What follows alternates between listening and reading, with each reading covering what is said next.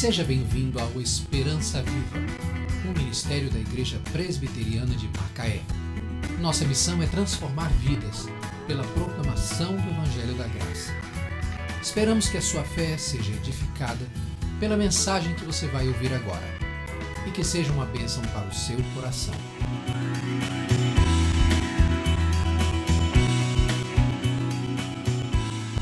Diz assim a palavra de Deus, em carta de Paulo aos Efésios, capítulo 3, do verso 3 ao 6. Leia comigo.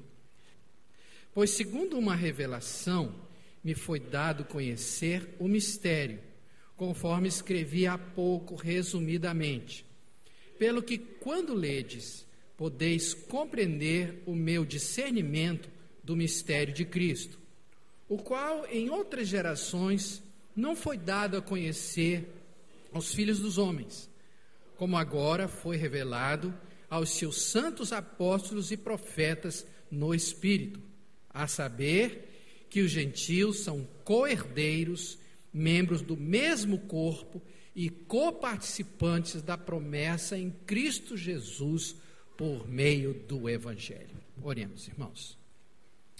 Pai, te damos graças pelo dia que passou, pela escola bíblica de hoje de manhã, o culto, mensagem do pastor Marcos. Obrigado, Senhor, por tudo que já fizeste por nós neste culto. Agora a gente precisa aquietar para ouvir a tua palavra, ouvir a tua voz. Retira do nosso meio toda a ingerência maligna que possa afastar a nossa mente daqui. Eu sei que hoje haverá uma batalha aqui espiritual, por causa do que nós vamos estudar na tua palavra. Eu peço que tu acampes os teus anjos aqui, para lutarem espiritualmente por nós aqui, impedindo que o inimigo de nossas almas leve o nosso pensamento, que nos distraia, nos faça perder o fio da meada, perder a sequência, porque tanta coisa depende disso. Quero pedir que o Senhor me ajude a entregar essa mensagem, meus irmãos a recebê-la, em nome de Jesus. Amém. Pode sentar, meu irmão. Por favor, eu queria pedir que você desligasse seu celular. Eu vou pregar pouco, mas eu queria que você colocasse sua atenção. Não deixe que nada não distraia os outros. Não converse lá na galeria, não passe torpedo, não distraia, porque eu quero que essa palavra caia no seu coração, que nada roube a nossa chance de entender a palavra de Deus. Amém, irmãos? Então, fique quietinho no seu lugar, você vai sentir que há uma cola prendendo você ao assento, você não consegue, quer levantar, mas não consegue, tem uma cola, prendeu você aí, você vai ficar até o fim. Bom, irmãos, no domingo passado, Deus nos visitou de uma maneira poderosa, amém? Ele nos falou através do pastor Edson Queiroz, né, naquele texto de Atos 1:8, e nos falou através do pastor Ediléu, na carta aos Efésios. Olha, nesse final de semana que passou, dos 30 anos de ministério que eu tenho, seguramente, esse domingo, esse final de semana, está entre os 3 melhores que eu já experimentei na minha vida. A gente teve de tudo do bom e do melhor. O pastor Edson nos ensinou que missão é feita no poder do Espírito Santo, amém? Essa missão é feita por nós, eu aprendi isso, né? Quem faz a missão? Eu. E outra, aprendemos que a missão é feita simultaneamente, Jerusalém, Judéia, Samaria e até o último da terra. Ele explicou muito bem a questão das preposições, tanto em, como e até. Quer dizer, nenhuma região é mais importante do que outra, todas precisam ser alcançadas ao mesmo tempo. Graças a Deus que a gente cresceu nesse orçamento de missões aqui, a gente vai poder alcançar o último um pouco mais rápido. O pastor Ediléo teve uma participação especial, ele pregou 1h46, a gente nem sentiu o tempo passar. Um relato sobre o que Deus está fazendo na Ásia, especialmente lá na Indonésia, o país mais islâmico do mundo. Como ele mesmo disse, o país mais imerso no ocultismo. Por causa do trabalho que ele faz lá na Indonésia e a sua igreja, ele falou que cerca de 25 mil pessoas fazem parte da Aba Love Ministry, a igreja dele. Ele está entre os 4 homens mais procurados na Indonésia para serem mortos. Por favor, não publique a mensagem dele na internet. Bom, antes de começar o culto, eu subi ali com ele, queria tomar uma água, uma coisa, e eu pedi a ele para falar alguma coisa do que estava acontecendo na Indonésia. Aí, então, ele dividiu a mensagem dele em 2 partes. Ele começou a falar sobre o propósito, fez uma breve apresentação dessa mensagem e passou para os testemunhos. Mas ele, por causa desse meu pedido, que eu acho que ele atendeu muito bem, ele deixou de lado uma parte importante dessa mensagem do propósito que ele pregou em Curitiba no ano passado. Então eu li essa mensagem e eu vou pregar baseado no que ele ensinou, porque lá em Curitiba, na igreja menonita do Roberto Lai, a mensagem foi na íntegra, que ele não pôde falar aqui com a gente. Agora, antes de qualquer coisa, eu quero dizer que ficou muito claro para mim que Deus nos mandou um recado urgente no domingo passado. Por causa da natureza humana, nós estamos sempre diante da ameaça de nos afastarmos do poder, da presença e da glória de Cristo no encontro da célula. Algumas células correm o risco de agonizar em vez de gerar vida.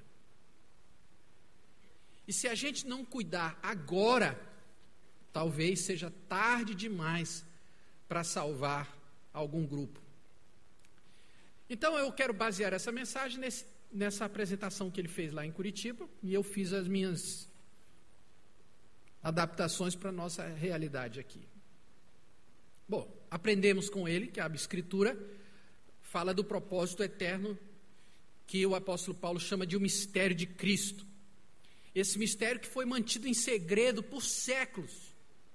Muitos quiseram conhecer o mistério, mas não puderam. Por exemplo, Adão. Adão andou com Deus, falou com Deus pessoalmente, mas não conheceu o mistério. Noé construiu a arca, salvou o mundo, mas não conheceu o mistério de Cristo.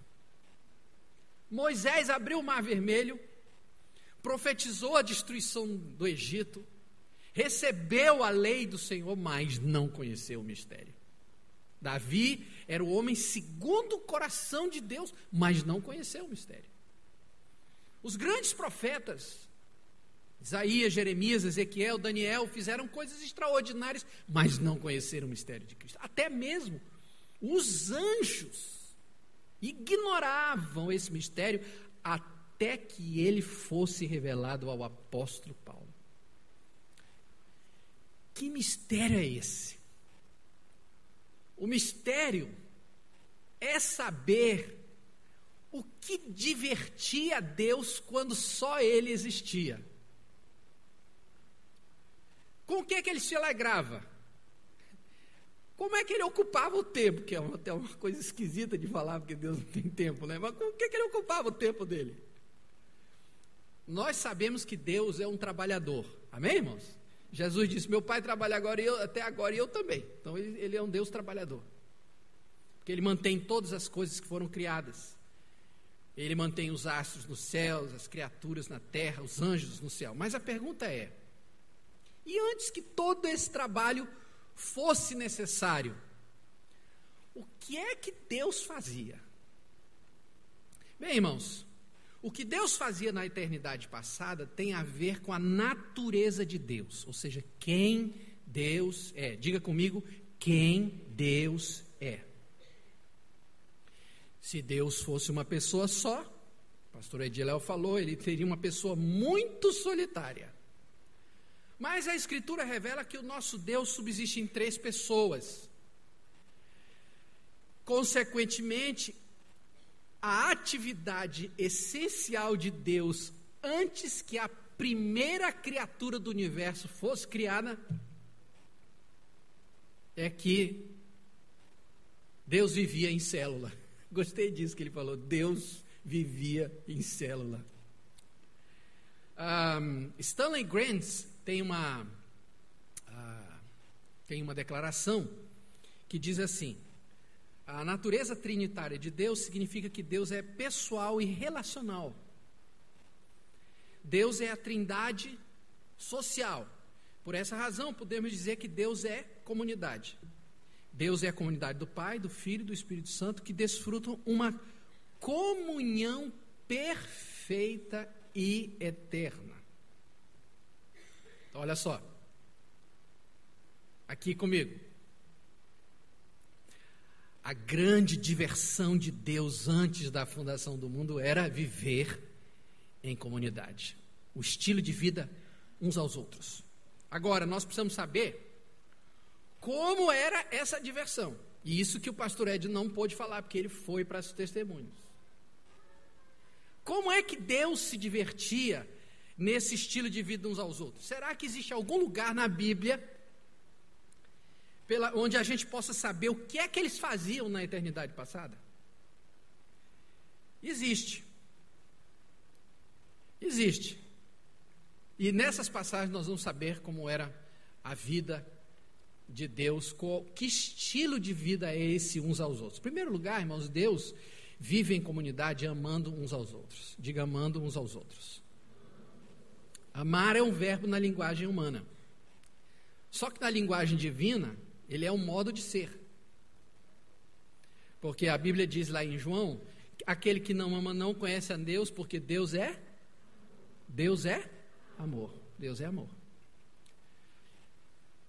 Isso explica por que 3 pessoas da mesma natureza, da mesma glória, do mesmo poder, da mesma autoridade, podem se relacionar entre si sem competir umas com as outras, sem tomar o espaço, sem conflitar entre si. Deus se relaciona motivado por amor, porque Deus é amor. Irmãos, isso é tão estranho, isso é uma ideia do outro mundo, irmãos, porque a gente vê no mundo dos negócios, né, quando você tem 3, você sabe, né, quando você tem 3 diretores com o mesmo poder e autoridade, o que acontece? Um fica querendo entrar no campo do outro para tirar um pouco, não é verdade? E quem tem menos poder fica tentando chegar lá, mas em Deus, isso não existe. Na Trindade, há distinção de pessoas. Presta atenção, o Pai tem características só dele, o Filho tem características só dele, e o Espírito Santo tem características só dele. Só que essas características são incomunicáveis a nós. Mas o perfeito amor em Deus inspira essa vida sem competição entre as pessoas. Por isso que Jesus diz em João capítulo 17, leia comigo esse texto aqui: Pai, a minha vontade é que onde eu estou, estejam também comigo os que me deste, para que vejam a minha glória que me conferiste, porque me amaste antes da fundação do mundo. Olha só que lindo, me amaste. O que Deus fazia antes? Qual é a diversão? Amar. O Pai ama o Filho ama o Pai. O Pai ama o Espírito ama o Pai e ama o Filho. É assim, o tempo todo. Segunda coisa, Deus experimenta a comunhão perfeita entre o Pai, o Filho e o Espírito Santo. Outro divertimento de Deus era a comunhão perfeita. Em 1 Coríntios 1:9, o apóstolo Paulo diz assim: fiel é Deus pelo qual fosse chamados à comunhão do seu Filho Jesus Cristo. Se o amor enriquece a convivência com as características uns dos outros, comunhão encoraja os desejos uns dos outros. Quando eu estou falando uns dos outros, não estou falando de nós, não. Estou falando do Pai, do Filho e do Espírito Santo. Olha, irmãos, essa comunhão perfeita explica por que é que Jesus nunca questionou o plano do Pai para salvar a raça humana ao custo do seu sacrifício.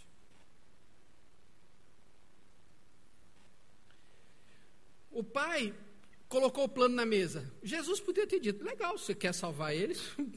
O problema é seu, meu amigo. O que eu tenho a ver com isso? Não é verdade? Jesus podia ser obrigado a alguma coisa? Sim ou não? Não.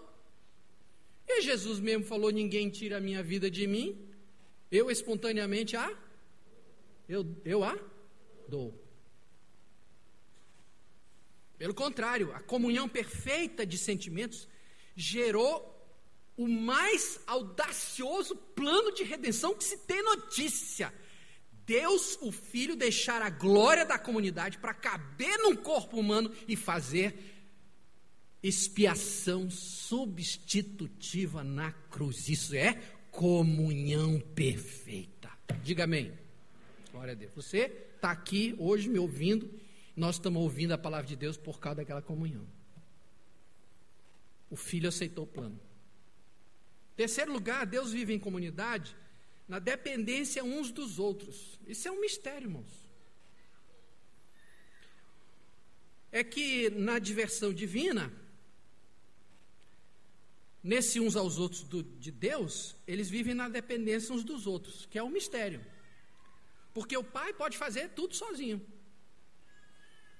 O Filho pode fazer tudo sozinho, o Espírito Santo pode fazer tudo sozinho. Mas a diversão de Deus é fazer tudo na dependência uns dos outros. Isso é maravilhoso, irmãos. Por isso que Deus não sentia solidão. Tudo que eles faziam na dependência. Vou dar um exemplo. Abra sua Bíblia aí em Gênesis capítulo 1. Todo mundo, aquele barulhinho. Vai lá, abre Gênesis 1 aí. Isso. Olha que barulho bonito. Eu aprendi isso com o Edson, né? Olha que barulho bonito. Gênesis capítulo 1. Olha só que coisa. No verso 1, no primeiro verso de 1 a 3, já vê a Trindade trabalhando aí. Porque diz assim, leia comigo Gênesis 1, de 1 a 3. No princípio, criou Deus os céus e a terra. A terra, porém, estava sem forma e vazia. Havia trevas sobre a face do abismo. E o Espírito de Deus pairava sobre as águas. E disse Deus: haja luz. E houve luz. Agora olhe para mim aqui. A cena é majestosa desses 3 versos. Porque você vê aqui o Pai idealizando, o Espírito pairando sobre a escuridão e o Filho falando criadoramente. O apóstolo João diz que o Verbo estava com Deus e o Verbo era Deus. E tudo que veio a existir veio por causa do Verbo, porque o Verbo fala. Então, está aí Deus fazendo. O Espírito Santo não podia criar tudo sozinho, o Pai podia criar tudo sozinho, o Filho podia criar tudo sozinho, mas eles fazem na dependência um do outro. Isso é maravilhoso, irmãos. Agora, é na criação do homem que essa dependência uns dos outros é mais notável, porque quando chega no verso 26, ele diz: façamos o homem à nossa imagem e semelhança. Preste atenção no que eu vou. Olha, eu aprendi uma coisa, irmãos. Nós não fomos criados à imagem do Pai somente, como se o Pai dissesse para o Filho: ó, filho, deixa a raça humana comigo, porque se eles se parecerem comigo já está bom demais, nem precisa de você, não. Não. Deus disse: vamos fazer a nossa imagem e semelhança. Isso significa, irmãos, que Deus queria fazer uma criatura à imagem do Deus triuno. Então, quando Ele nos fez a imagem das características do Pai, do Filho e do Espírito Santo. Isso não é maravilhoso? Agora, essa dependência não é só na criação, mas na redenção. Quando Jesus foi batizado, você lembra da cena? Mateus 3, abra sua Bíblia em Mateus 3. Olha que coisa linda, está aí. O texto diz claramente que Jesus foi para ser batizado e o Espírito Santo, né? Aí está Jesus diante de João Batista, o Espírito Santo desce em forma de uma pomba.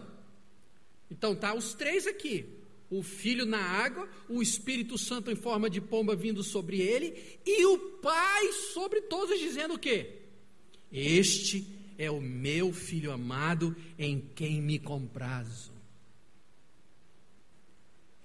E quando Jesus vai à cruz, lá em Lucas capítulo 23, o verso 46, no último momento, o Pai aqui está ferindo o Filho, esmagando, traspassando por causa dos nossos pecados, e o Filho então termina a última coisa que Jesus diz é: Pai, nas tuas mãos entrego o meu Espírito. Os três fazendo a obra da redenção. Irmãos, a mais alta forma de vida no universo, Deus Todo-Poderoso, Onisciente, Onipresente, Onipotente, decidiu, era o divertimento dele, é fazer as coisas na dependência uns dos outros. Amém? Quarto lugar, Deus vive em comunidade, honrando uns aos outros. Uma das alegrias de Deus é elogiar uns aos outros. O pai elogia o filho elogia o pai e o filho elogiam o Espírito Santo, chamam ele de Consolador. O Espírito Santo honra o pai e honra o filho no seu ministério. É um honrando o outro. Abra sua Bíblia em João capítulo 16. Olha esse texto que maravilhoso. Jesus falando do ministério do Espírito Santo. Jesus disse em João 16, 13. João 16, 13. Cadê o barulhinho? Quando vier, porém, o Espírito da verdade, ele vos guiará a toda a verdade. Porque não falará por si mesmo, mas dirá tudo que tiver ouvido e vos anunciará coisas que vão de vir. Ele me glorificará. Está vendo? Ele me glorificará. E em João 17, um capítulo depois, João 17, 4, Jesus diz: Pai, eu te glorifiquei na terra, consumando a obra que me fizeste para confiar. O Espírito Santo glorifica o Filho, o Filho glorifica o Pai, e o Pai glorifica o Filho. Esse é meu Filho amado. Pronto. Sabe o que é isso? É viver em honra uns com os outros. E finalmente, irmãos, que é um dos maiores e mais profundos mistérios da Escritura. Eu não vou dizer que é fácil entender isso aqui, porque não é. O divertimento de Deus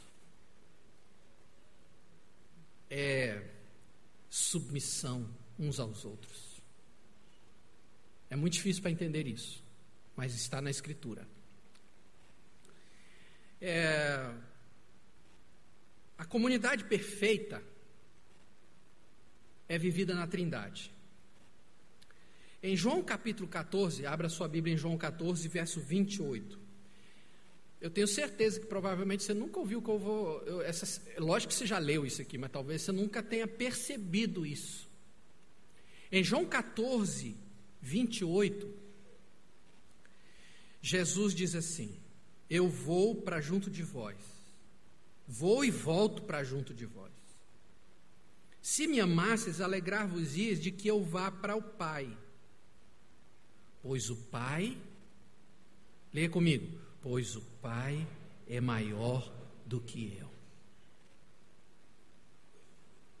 Certo? Para nossa mente humana, o filho dizer que o pai é maior é mais ou menos fácil de compreender, não é? Que em tese o pai é sempre maior que o filho. E Jesus está dizendo: o pai é maior do que eu. A pergunta é: e o pai? O pai se acha maior do que o filho? Olha só, vá comigo para Colossenses capítulo 1. Colossenses 1,19. Jesus disse: o Pai é maior do que eu. E o Filho? E Deus? E o Pai? Olha o que o Pai diz em Colossenses 1,19.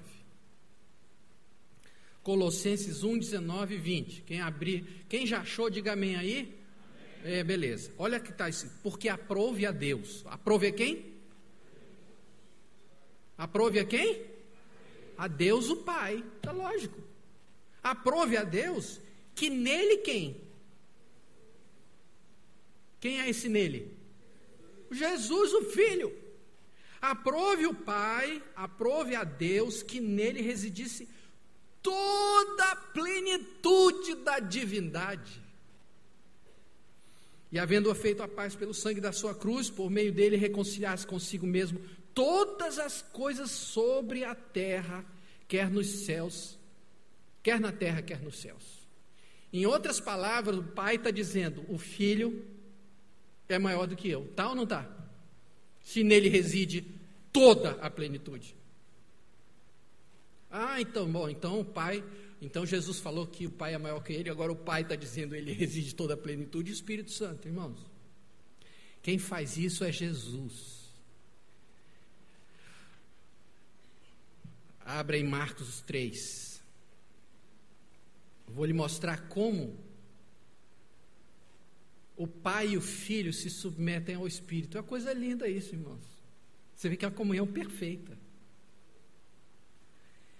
Jesus está falando sobre pecados cometidos. Em Marcos 3 diz: em verdade vos digo que tudo será perdoado aos filhos dos homens, os pecados e as blasfêmias que proferirem. Mas aquele que blasfemar contra o Espírito Santo não tem perdão para sempre, visto que é réu de pecado eterno. Você percebeu aqui? É como se Jesus tivesse: se você pecar contra mim, tudo bem, tem perdão. Se você pecar contra o Pai, tem perdão. Mas pecar contra o Espírito Santo você não pode, porque é como se ele estivesse dizendo: o Espírito é maior do que nós. Sabe o que é isso? É comunhão perfeita. O Pai considera o Filho toda a plenitude. O Filho dizendo: o Pai é maior. E agora Jesus dizendo: não peque contra o Espírito Santo, porque não tem perdão. Assim, é o mistério da vida em comunidade na Trindade. Por isso Deus nunca sentiu solidão na eternidade passada. Na verdade, tudo era uma grande e majestosa dança divina. O Pai, o Filho e o Espírito Santo amando uns aos outros, em comunhão perfeita, em independência, em honra, em submissão uns aos outros. E é esse mistério que foi revelado aos apóstolos e profetas no Espírito e foi dado à igreja. Mas agora nós estamos diante de uma pergunta mais difícil ainda. Como é que Deus transferiu essa diversão divina, essa dança divina, esse estilo de vida uns aos outros para a igreja? Porque lá na carta aos Efésios,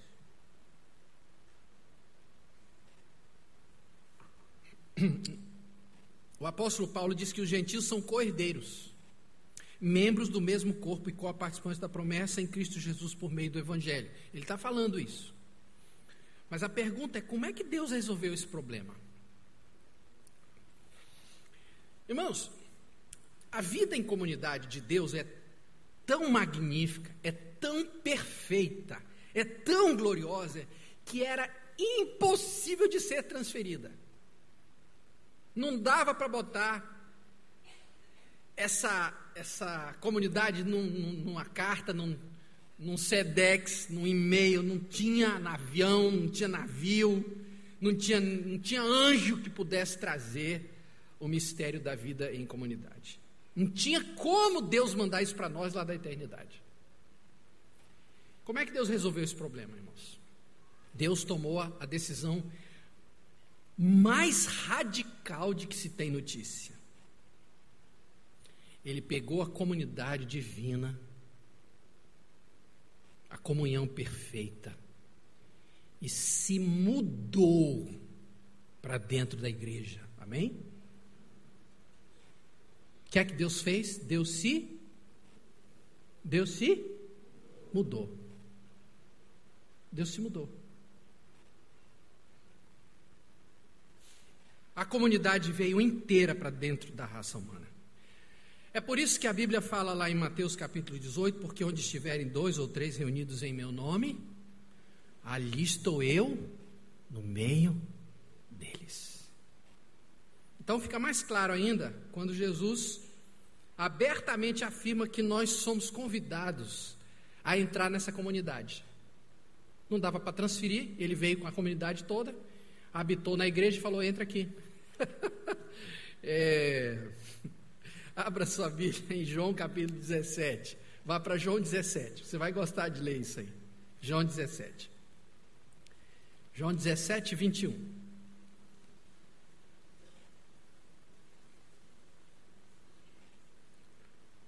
Bom, até agora o que a gente viu? A gente viu que Deus se divertia lá na eternidade. Ele se divertia como? Amando uns aos outros, né? Comunhão perfeita, dependência, submissão uns aos outros. É assim. Bom, mas aí o que ele fez? Ele falou: está tão bom, vamos repartir isso. O problema é o seguinte: como é que a gente pode repartir um negócio tão glorioso? Não tem jeito. A gente tem que levar para eles. Então Jesus vem e traz a comunidade para dentro da igreja. Agora vamos ler juntos João 17, 21.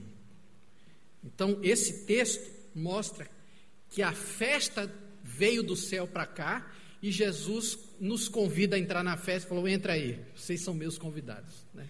A gente não é penetra não, a gente é convidado na festa divina. Leia comigo: a fim de que todos sejam um, como és tu, ó Pai, em mim e eu em ti, também sejam eles em nós, para que o mundo creia que tu me enviaste. Eu lhes tenho transmitido a glória que me tens dado, para que sejam um, como nós o somos, eu neles e tu em mim, a fim de que sejam aperfeiçoados na unidade, para que o mundo conheça que tu me enviaste e os amaste, como também amaste a mim.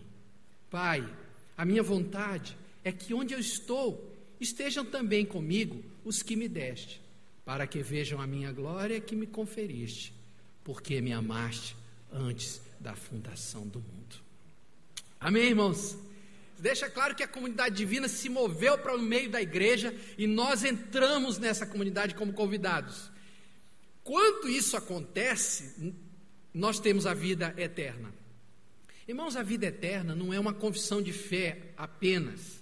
A salvação pela graça por meio da fé é verdade, mas não é só isso. Salvação, a vida eterna, é um relacionamento, é vida em comunhão. Na verdade, ser salvo é entrar na comunidade e dançar com eles, uns aos outros. Abra sua Bíblia agora com o último texto, é Efésios capítulo 2. Efésios capítulo 2. Por que a gente vai ler esse texto? A grande pergunta agora é, bom, já que ele veio com a comunidade, a pergunta é: como é que eu sei que eu estou nessa comunidade? Como é que eu sei que eu estou na festa? Como é que eu sei que eu entrei nessa festa? O apóstolo Paulo, aqui na carta aos Efésios, ele vai nos dar 3 imagens do que acontece com a gente quando nós entramos na festa. Você sabe que Efésios 2, de 1 a 10, fala da nossa condição antes de Cristo. Nós estávamos mortos em nossos delitos e pecados, quando Ele nos deu vida. Pela graça sois salvos mediante a fé, isso não vem de vós, é dom de Deus. Acontece, irmãos, que eu não sou salvo só para confessar a graça de Deus. Na verdade, isso é só a primeira parte, e o resto vem de 11 a 22. E nos versos de 11 a 22, de Efésios 2, Paulo fala de 3 imagens que ilustram o que acontece quando uma pessoa entra na comunidade, entra na festa divina. A primeira imagem está no verso 16, é a imagem do corpo de Cristo. Leia comigo 2,16, diz assim: e reconciliar-se, achou aí? 2,16? Leia comigo. E reconciliar-se ambos em um só corpo com Deus, por intermédio da cruz, destruindo por ela a inimizade. Preste bem atenção. Quando a comunidade divina desceu do céu e veio morar dentro da igreja e disse assim: Carmen, vem para a festa. Télio, vem para a festa. Gilvan, entra na festa. Quando você entra na festa da comunidade divina, você é inserido num corpo, e esse corpo é o corpo de Cristo. Vá para 1 Coríntios capítulo 12 agora, eu quero que você leia comigo esse texto.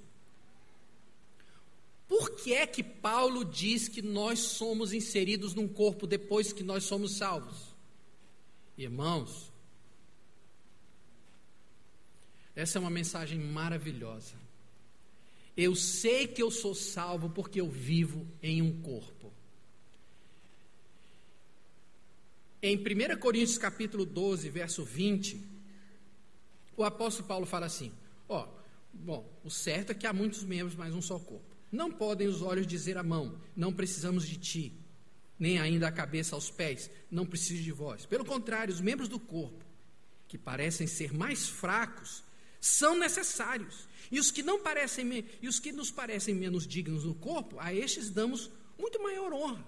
Também os que em nós não são decorosos revestimos de especial honra.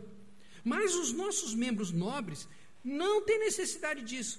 Contudo, Deus coordenou o corpo, concedendo muito mais honra àquilo que menos tinha, para que não haja divisão no corpo. Pelo contrário, cooperem os membros com igual cuidado em favor uns dos outros. Leia comigo o que vem a seguinte: de maneira que se um membro sofre, todos sofrem com ele, e se um deles é honrado, com ele todos se regozijam. Ora, vós sois corpo de Cristo e individualmente membros desse corpo. Está vendo? Ser salvo é fazer parte de um corpo e deixar de viver para si mesmo e viver uns para os outros. Irmãos, no corpo o problema do pé dói na cabeça. A alegria do ouvido faz o pé dançar.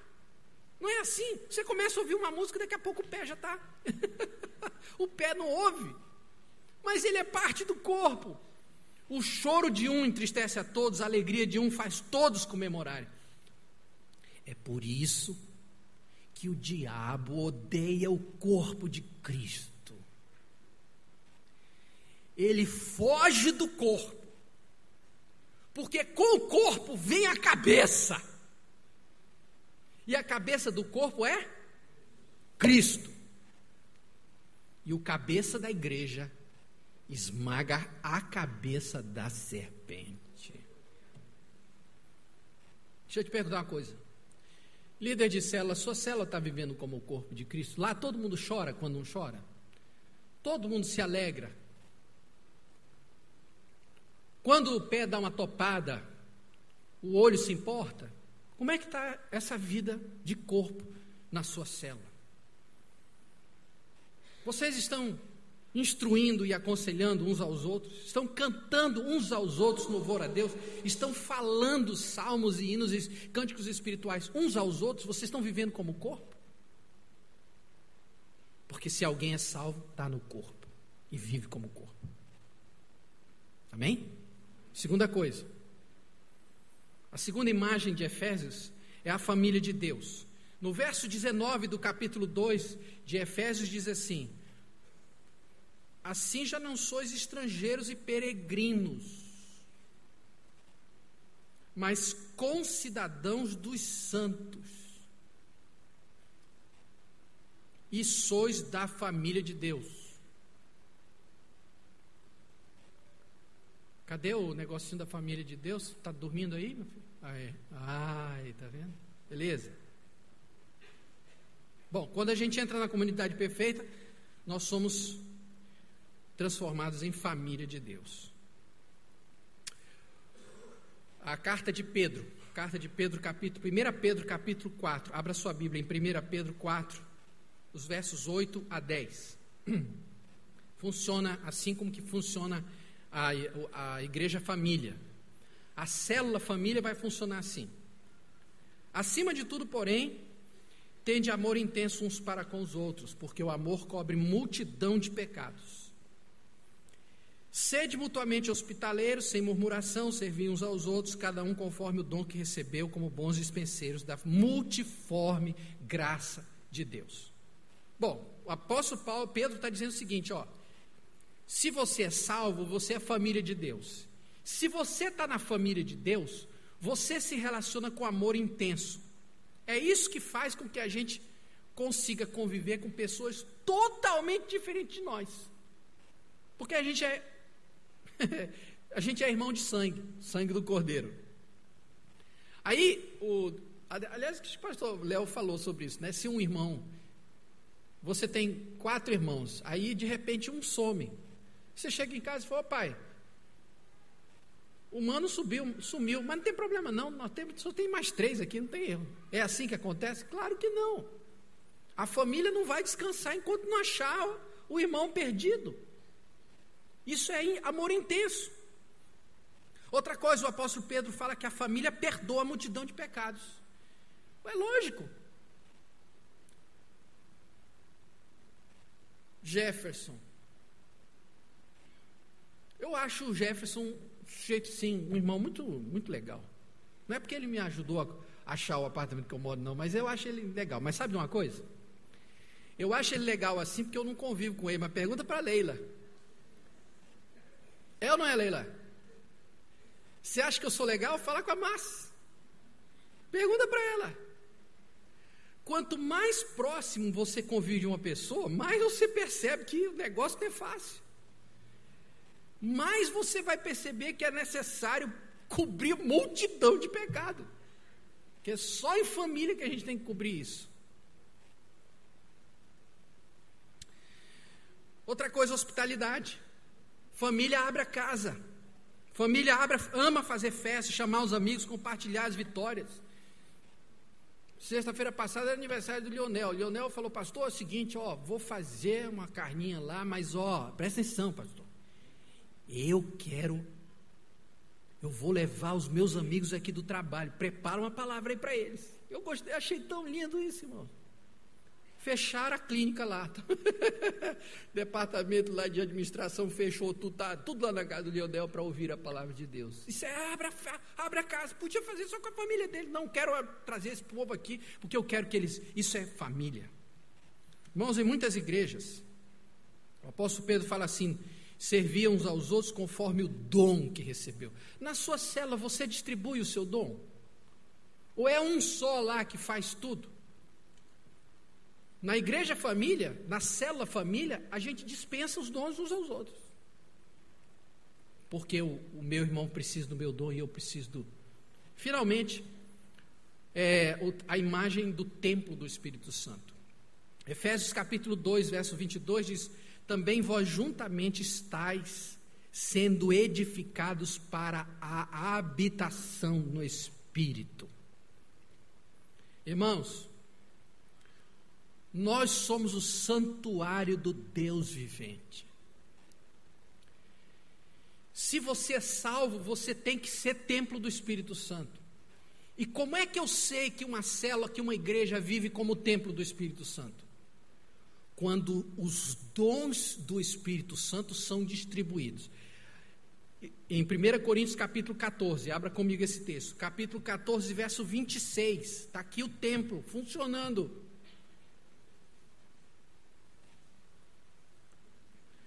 Que fazer, pois, irmãos? 1 Coríntios 14, 26. Quando vos reunis, um tem salmo, outro tem doutrina, esse traz revelação, aquele outro língua, e o outro interpretação.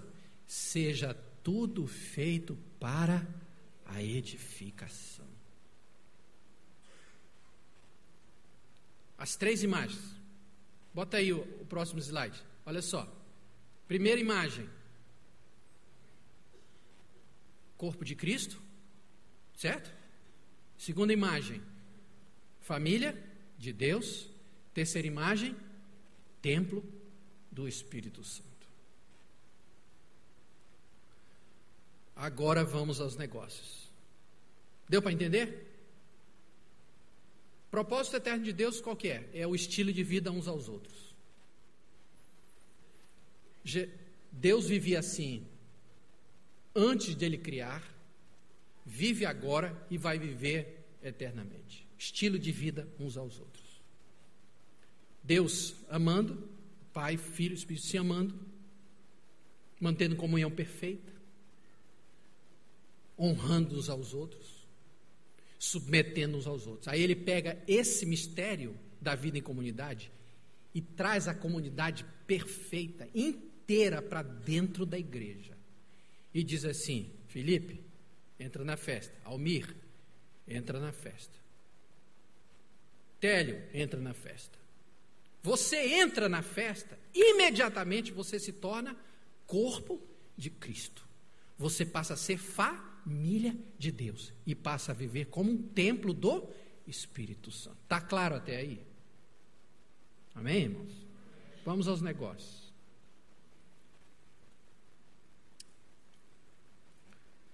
Eu comecei essa mensagem falando sobre o risco de estagnação que ronda nossas células.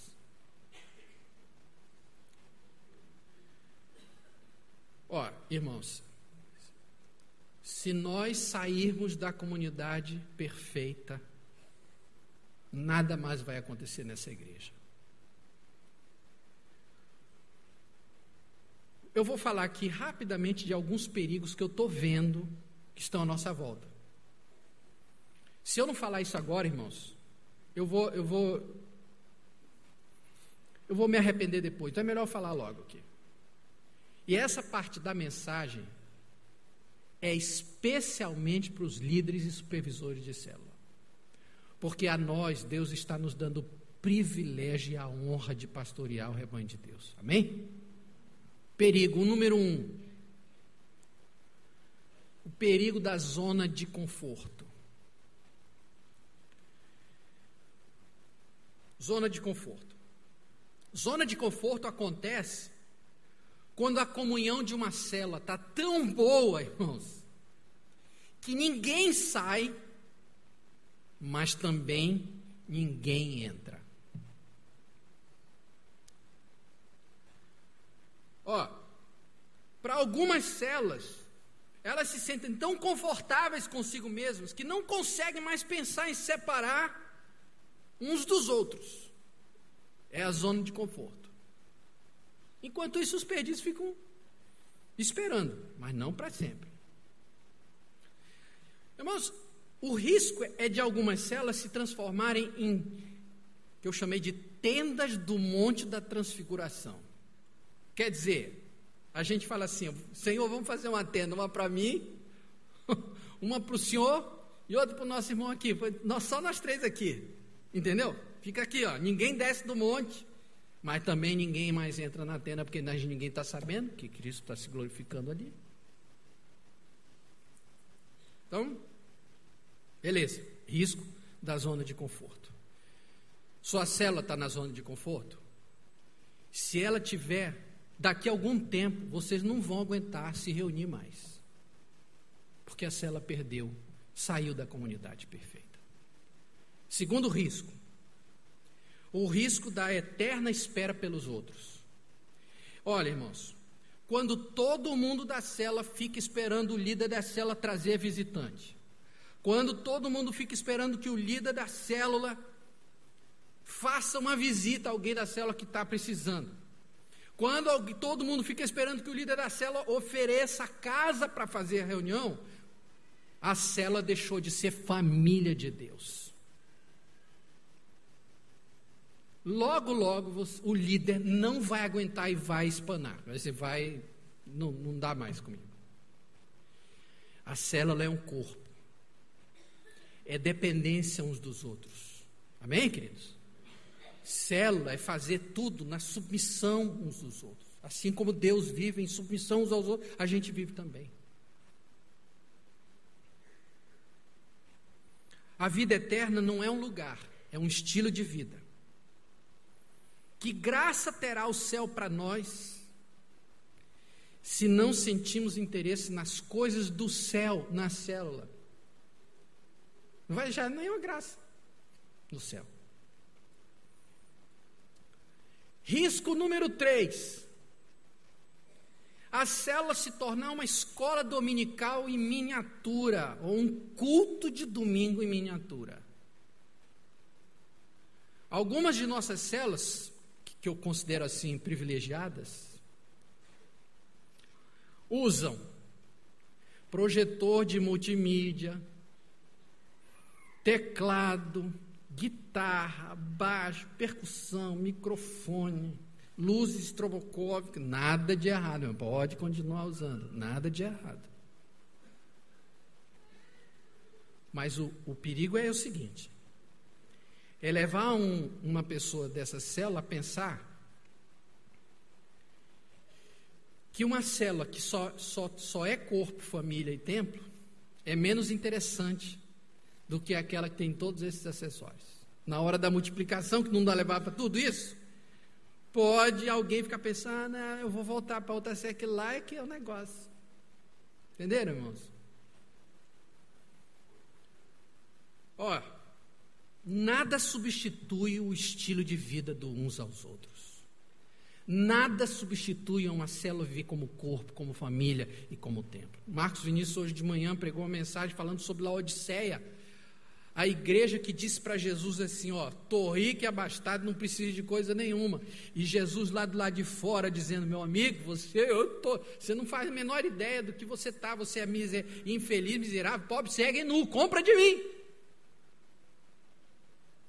Isso pode acontecer facilmente com uma célula, só substituir o corpo, a família, o tempo e o equipamento de som, de mídia, essas coisas. Se você sair dizendo que o pastor Edilson veio pregar contra a multimídia na célula, eu mato você, porque não é isso que eu estou falando.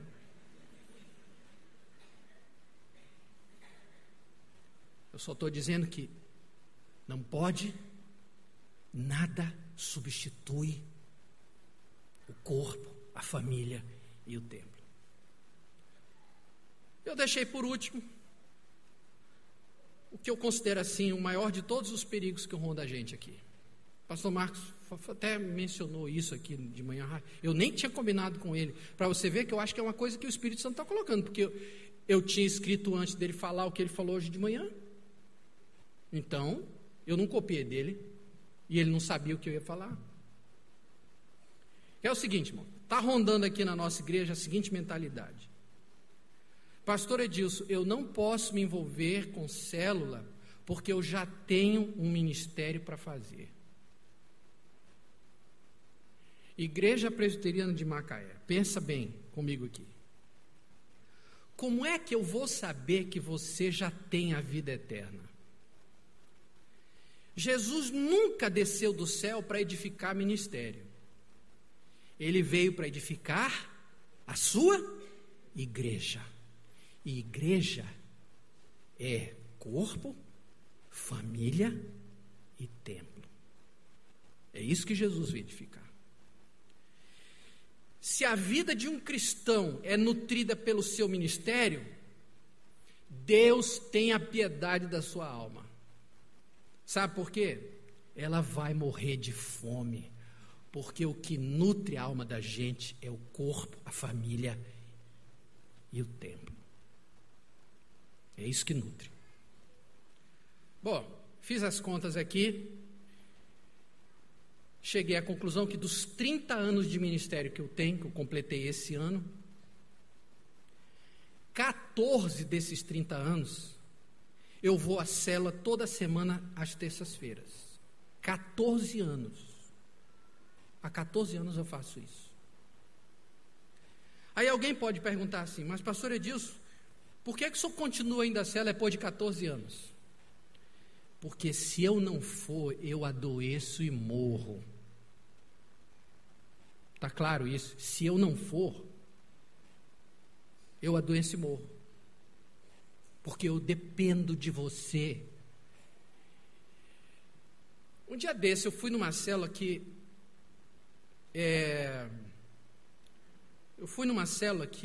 uma pessoa falou uma coisa que veio de Deus para mim. E ela entrou nessa célula recentemente, muito recentemente. Mas eu vi Deus falando para mim naquela pessoa. Se eu não for, eu morro de fome, porque são vocês que me nutrem quando eu vou ao grupo de vocês. Eu preciso dessa nutrição. E são vocês que me nutrem. Amém, queridos? Bom, finalmente o diabo, vou deixar isso claro com todas as letras aqui. O diabo não tem medo de ministério, irmãos. Ele tem medo da vida em comunidade.